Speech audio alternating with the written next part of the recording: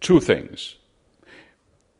Number one, you can do something more on the national level here in Ireland. And number two, we can do something in common. If we take the first thing, my advice to Ireland here would be to have a close look at what they did in Sweden in the beginning of the 90s. I know these prime ministers at that time. These were my colleagues, and we had very close connections on how to do it, because if the Swedish financial system broke down at that time, I and my country, Denmark, was in trouble of obvious reasons. We are so close.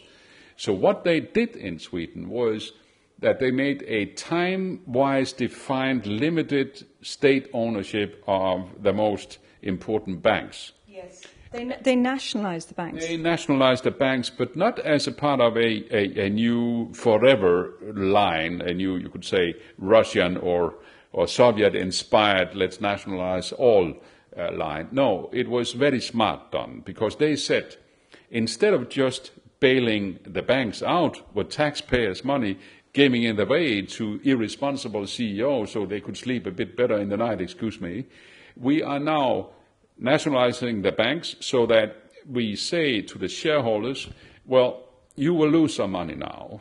You will have a chance to get your money back, but first and foremost, we must save the money for those who have put the money into the banks.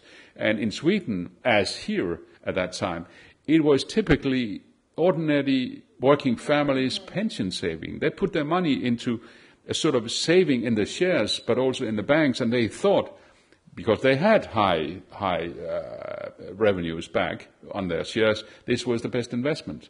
So the Swedish example is I know quite many examples from Europe. The Swedish example is, in my view, the best example to try to study and to try to develop here, because thereby you obtain 2 points. Number one, that there's a chance, not right now, but in a couple of years, and maybe for pensioners, for the next generation, but in a couple of years, 5, 10 years, for those who put their money into this bank to get it back. And secondly, there's a heavy chance for taxpayers to get their money back again in the first place when you do it in this way. If you just bail out the banks and put the money into the banks without conditions, as the government is doing here, this is waste of money. So that's why I say this NAMA legislation plan is simply not the way to go. Why? What needs to change then in terms of that plan?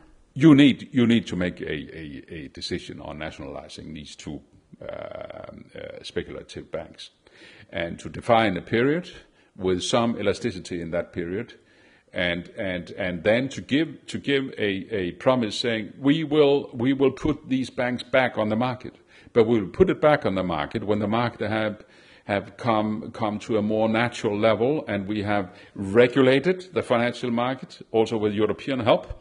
And when all this have been done, and the shares and the whole market is beginning, together with a new growth in Ireland, to come back to an acceptable level, then the state can sell its shares, and then the taxpayers can get their money back, and the shareholders, the old shareholders, will have a chance to get a part of their money back. But what's so wrong about the NAMA proposition, which is you take the bad loans off the banks to free up their balance sheets to enable them to start lending again, and you manage the impaired assets, as they're calling them now, and over time, hopefully, you may make money back on those assets.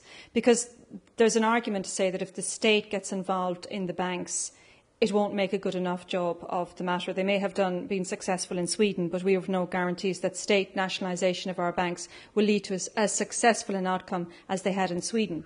What's fundamentally wrong with the NAMA is that you put money into the banks with closed eyes.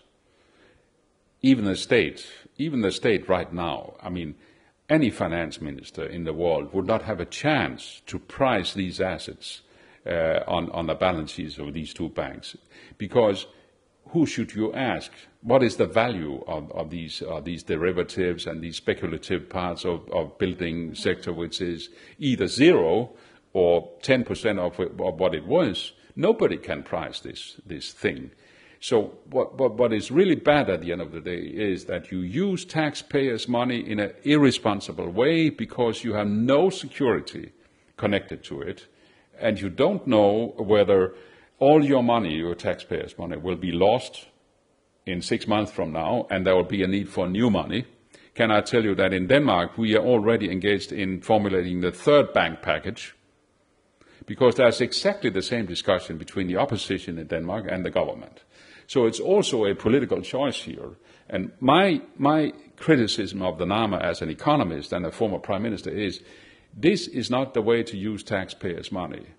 The chance to get taxpayers' money back by making the choice of a Swedish way is much, much higher, because then you will not start by putting the money without conditions into the bank sector and let the bank sector more or less try to survive. You will be the major player in ensuring that the bank sector will survive. So it will not be on the banks, the actual bank CEOs and leadership's conditions. It will be on the conditions of the society. And you decide yourself, when should we draw back? What will be the optimal time to sell our shares again on the market and thereby saving the taxpayers' money? But, Madam, you will be, so to say, in control as the state and the government. You will be in control on the taxpayers' money. If you take the Swedish example, if you take the NAMA example, you can hope for the better. But it will be a very, very thin hope and a very risky hope. So what you're saying is, nationalise the banks by taking over the shareholding of the banks, and we pay a price for that, so we're pouring billions into the banks, obviously. You leave the bad assets or the impaired assets on the bank, the balance sheets of those banks, and then hopefully with the money that you're pouring into the banks are going to use that money to lend to businesses or whoever else they may need to lend to, but they still have the impaired assets on their balance sheets. Yes, and the impaired asset will not be priced here and now, because, as I said, nobody can find the right price here and now. You don't have any market any longer who could guide you, and the risk of either being too low on your price setting or being too high on your price setting is obvious.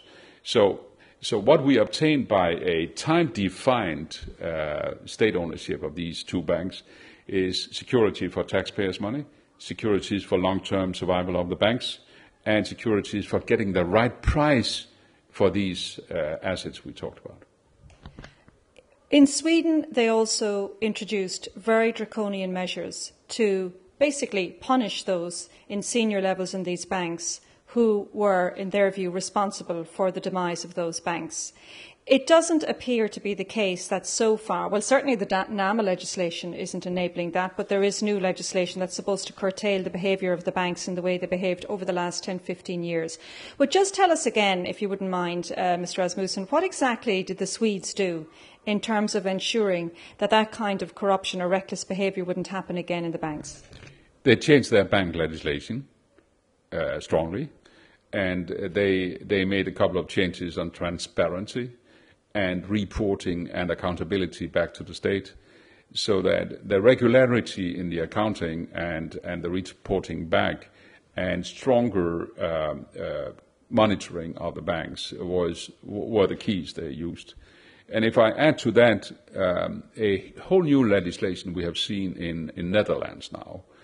The finance minister, Wouter Bos, introduced recently, it's just a couple of weeks ago, a legislation where you introduce a cap on remuneration and bonuses, and you change the system so that you just cannot take your bonus as a CEO just 1 week before your bank goes down, right?